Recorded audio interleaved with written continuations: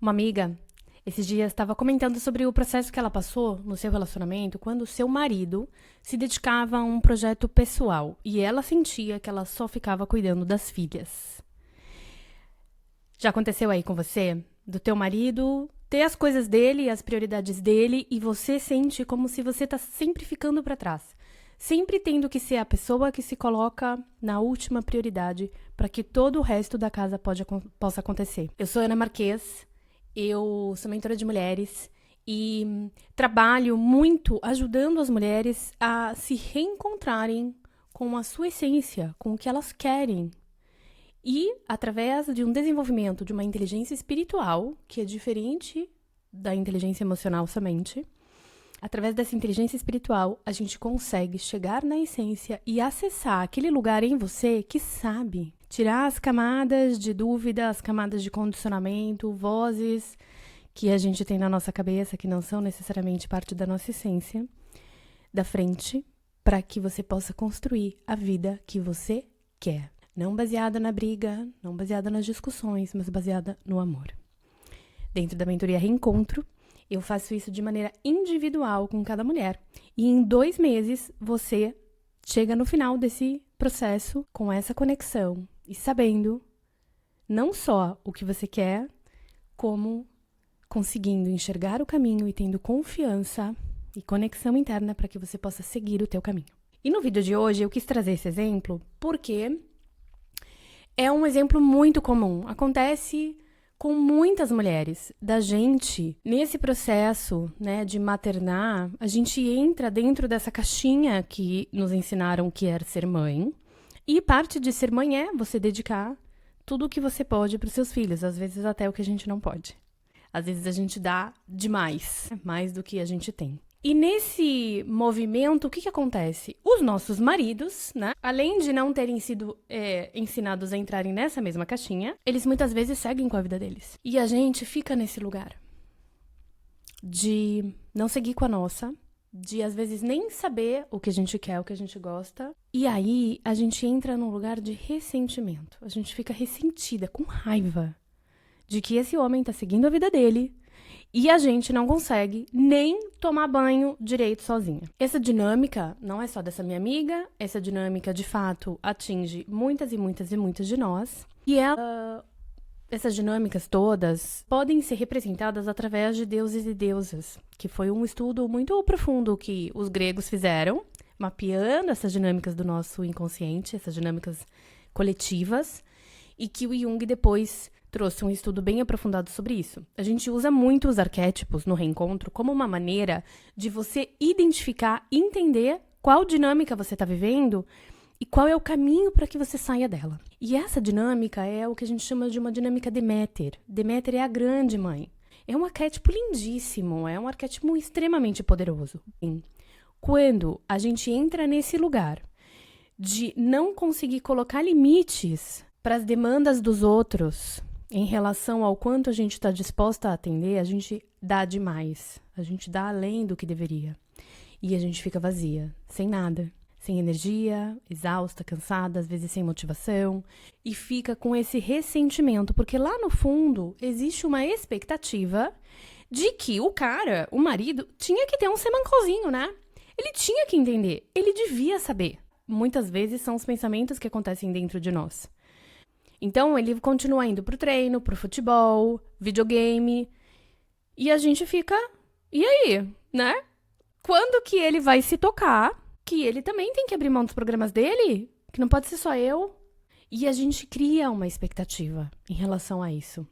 E pouquíssimas vezes essa expectativa é comunicada de uma forma que gere uma construção de uma solução.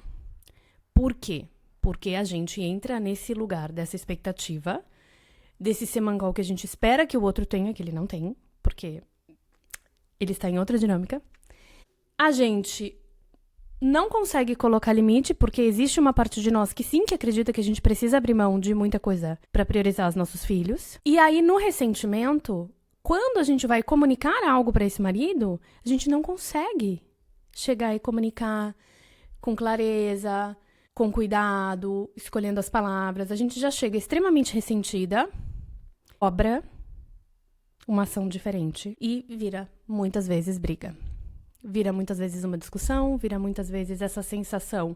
Quando a gente vai cobrar, o outro entra num lugar de defesa, se fecha.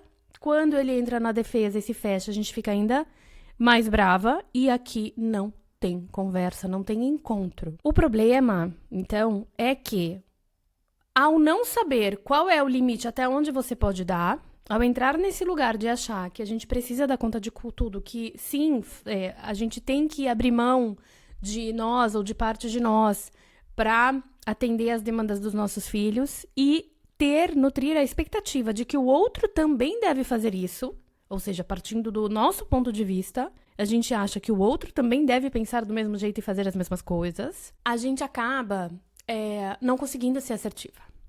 Então, como colocar essa necessidade de uma maneira assertiva? E sobre isso que eu queria falar. Existe uma maneira que sim dá pra gente conversar. A primeira coisa que a gente precisa fazer é perceber essa dinâmica. Perceber que a raiva que você sente do teu marido é um ressentimento. É um ressentimento por algo que às vezes ele nem tá sabendo. Às vezes ele nem tá percebendo. Mas ele tinha que perceber, Ana, não é possível. A gente não consegue controlar o que as pessoas percebem e nem a maneira como elas filtram o mundo. Então, a primeira coisa é você perceber que existe essa expectativa tua. E que é essa expectativa que você tem que te gera esse ressentimento. E que enquanto você tá nessa expectativa, se sentindo ressentida, se sentindo sobrecarregada, esperando que o outro se toque, sem que você assuma as rédeas dessa situação da tua vida, você está se colocando no lugar de vítima. Ai, Ana, mas eu não fico lá chorando, me engano. Tudo bem. Ainda é um lugar de vítima no sentido de não é uma atitude de herói. A vítima é a sombra do herói. Enquanto a gente não tá nos colocando na vida e indo atrás daquilo que a gente acredita que é certo, e a gente tá esperando que os outros façam por nós, a gente está, assim, num papel de vítima, num papel passivo. Então, primeira coisa, tomar consciência. A segunda coisa, se organizar, né? Uma vez que você tomou consciência que você está ressentida, olhar para esse sentimento e se organizar para que você possa conseguir organizar um momento do dia que você consiga ter uma conversa tranquila, num ambiente anímico, que a gente chama, né, num ambiente emocional, que seja de construção, com a intenção verdadeira de chegar em uma solução e não de despejar o seu ressentimento no outro. Porque aqui também tá um outro erro, talvez possa ser um outro vídeo. Os erros que a gente comete nesse momento, um deles é a gente tem um sentimento de frustração, uma raiva, um ressentimento, e a gente quer pegar esse ressentimento e a gente quer jogar no colo do outro. Porque a gente não tem capacidade e muitas vezes não tem inteligência emocional para lidar com as nossas emoções e a gente não quer aquela batata quente. E a gente quer só jogar no colo do outro. Enquanto a gente estiver nessa disposição, com essa intenção, quando você chegar para conversar com o teu marido, vai dar briga porque você vai jogar a batata quente no colo dele, ele não vai querer pegar e ele vai se fechar e vai entrar na defensiva. Então, escolher o momento certo é escolher um momento em que tá gostoso, em que vocês estão conectados de alguma maneira. Aqui em casa, a gente tem uma tradição que é um jantar romântico, uma vez por semana. É um jantar romântico, é um momento em que a gente senta, que a gente faz uma comida gostosa, que a gente põe a mesa bonita, acende umas velas, abre um vinho. Apesar de muitas vezes eu não querer, entre aspas, estragar o nosso jantar romântico com temas e conversas difíceis, são ótimos momentos para se fazer isso, porque é um momento em que a gente tá mais relaxado, é um momento em que você consegue, com calma, né, sem interrupção do dia a dia das crianças, etc., você consegue colocar o seu sentimento, a sua visão, o que você tá vivendo. Então, esse escolher o momento certo passa por entender que você precisa começar essa conversa de um lugar emocional teu que tá tranquilo, enxergando a questão, assumindo responsabilidade a respeito da expectativa que você criou e do ressentimento que você está sentindo, com a intenção verdadeira. E essa intenção, gente, essa intenção do coração, ela não precisa nem ser verbalizada. Quando a intenção é verdadeira, ela é transmitida. A verdade é percebida. E aí, outro momento, outro passo, né? Então, primeiro, tomar consciência. Segundo, tomar consciência disso tudo. Segundo, buscar um espaço, um momento em que você pode conversar com tranquilidade. E aí o terceiro, como conduzir essa conversa?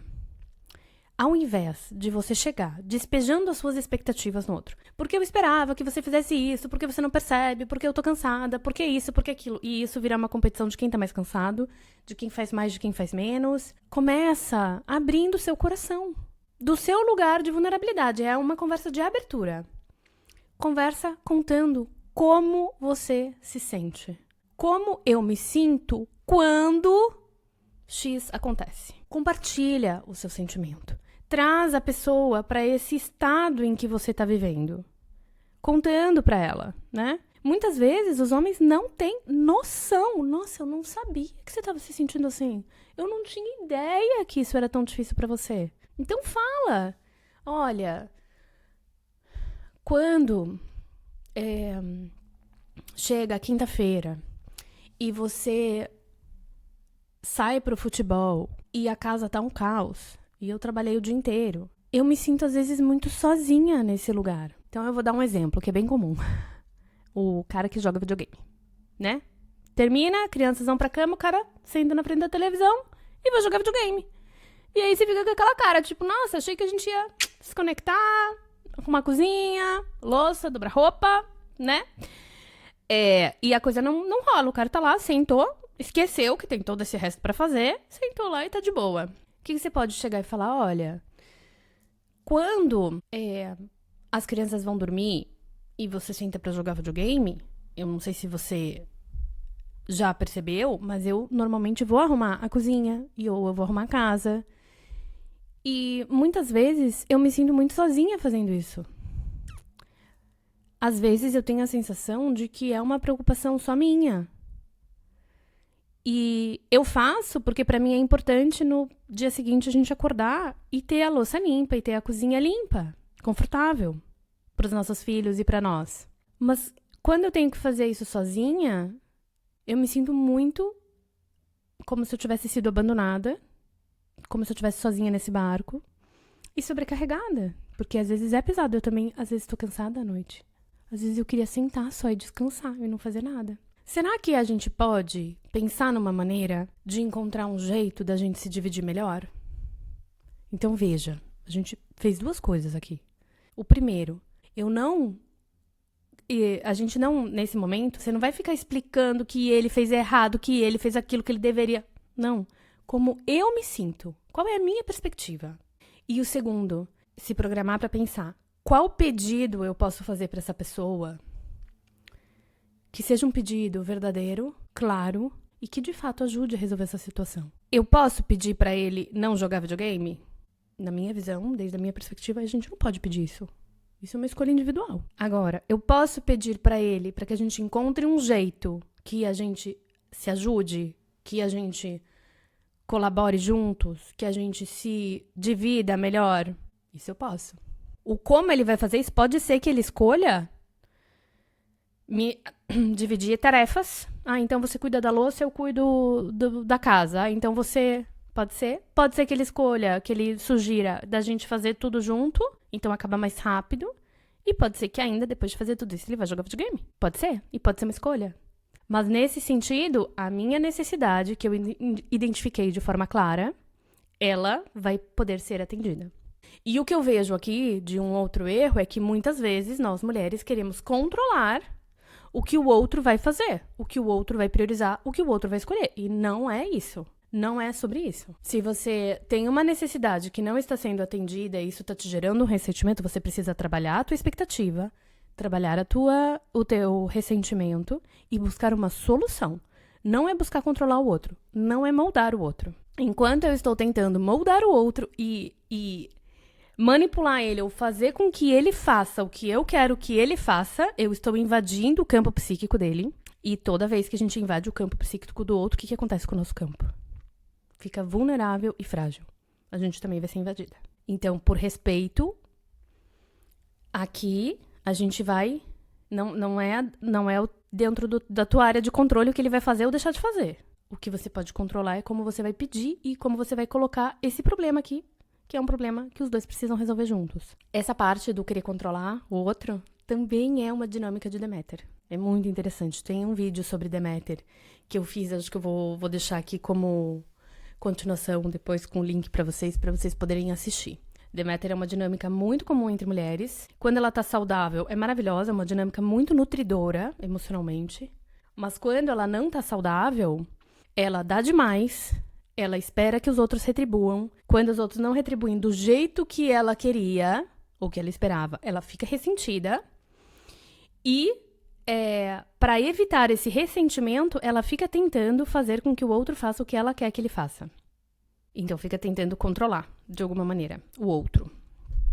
E isso é muito invasivo. E aí, gente, então, né, o último passo aqui é isso.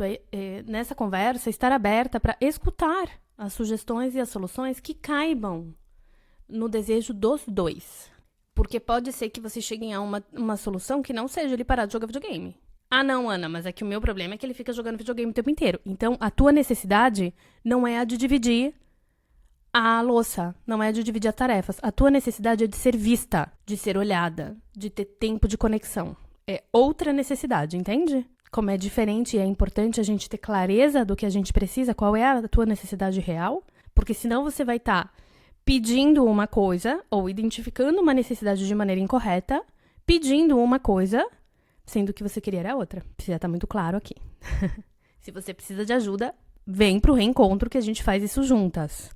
Você vai aprender todas as dinâmicas dentro dessa visão, né, dos deuses e deusas. E aí, através disso, a gente consegue identificar muito facilmente. É muito interessante isso, quanto a gente ganha de clareza. Enfim, então, são 1000 possibilidades do que pode acontecer aqui. Mas a maneira como você aborda o tema vai dar o tom. Vai dar o tom de como essa solução vai poder ser encontrada.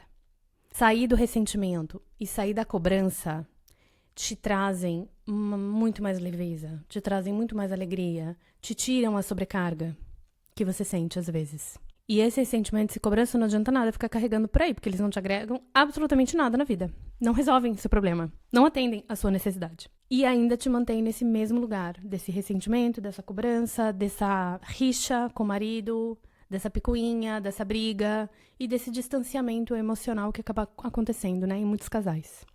Se você gostou desse vídeo, curte, compartilha, pode comentar.